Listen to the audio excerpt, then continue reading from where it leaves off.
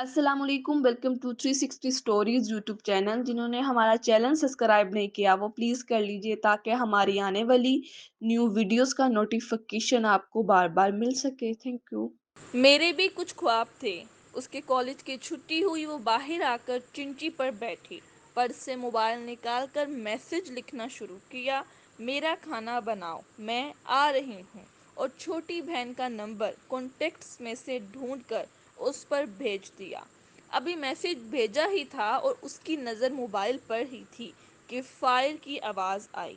उसको झटका लगा और उसने मोबाइल फेंक दिया, क्योंकि गोली उसी ही लगी थी और उसके पेट से खून निकल रहा था।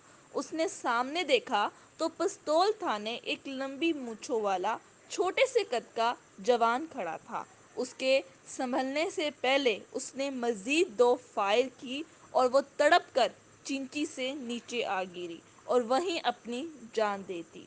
वो एक खूबसूरत, पढ़ी लिखी और गरीब खानदान की एक सुलझी हुई लड़की थी। उसने मुश्किल हालात में तालीम मुकम्मल की और डायरेक्ट कॉलेज लेक्चर मुंतखब हो गई। उसकी तनख्वाह अच्छी थी। उसकी जॉब से घर वालों के हालात संभलने लगे। वो घर वालों की मुश्किलात में मज़ीद कमी करने के लिए घर में ट्यूशन भी पढ़ाने लगी।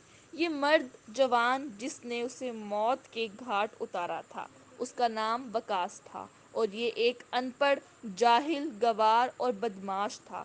अक्सा रोज चिंची पर कॉलेज जाती। वो रास्ते में खड़ा होकर इसे देखता और फिर कहीं से उसका मोबाइल नंबर लेकर उससे मोहब्बत का इजहार करने लगा।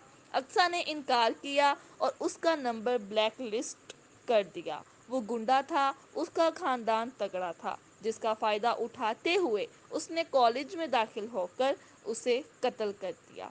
अक्सा को दफनाया दिया गया और वकास ने गिरफ्तारी दे दी। केस चला। वकास के घर वालों ने एक नामूर वकील को केस की जिम्मेदारी सौंप दी। अक्सा का खानदान गरीब था और अक्सा की मौत के बाद उसकी तनख्वाह भी रुक गई थी और घर के हालात फिर से खराब हो गए थे। इसलिए उन्होंने एक आम सा सस्ता वकील को केस दे दिया।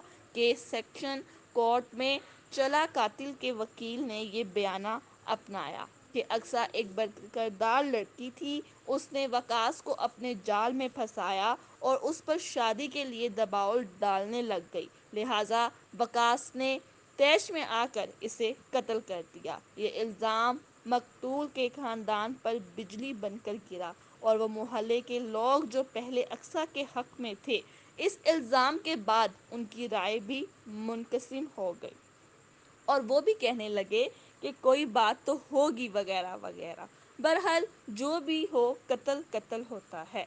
सेशन जज ने भी यही कहकर मुजरिम को सजाए मौत का हुक्म सुना दिया। कातिल के खानदान ने फैसला हाई कोर्ट में चैलेंज कर दिया। यहाँ भी मकतूल के हक में फैसला आया और सेशन कोर्ट के फैसले को बरकरार रखा गया।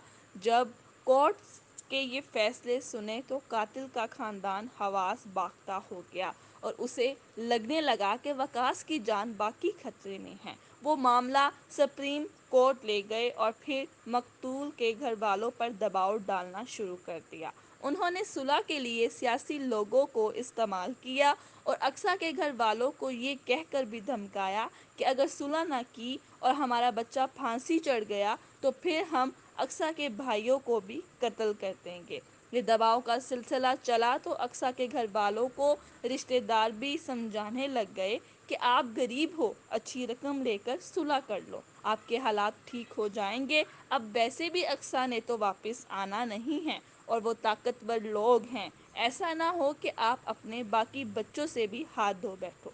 अक्सा के घर वालों पर ये दबाव बर्दाश्त ना कर सके और सुलह कर ली।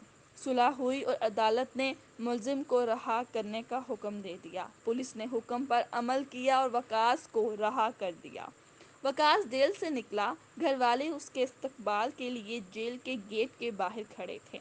उन्होंने वकास को कंधों पर उठाया। वकास खिलखिला रहा था, मूंछों पर हाथ मार रहा था और बिक्री का निशान बनाकर दोस्तों और रिश्तेदारों की मोहब्बत का जवाब दे रहा था। घर वाले उसे कंधों पर बिठाकर घर लाए। घर में आज वकास के रहा होने की खुशी में قرآن خوانی تھی اور خیرات تھی۔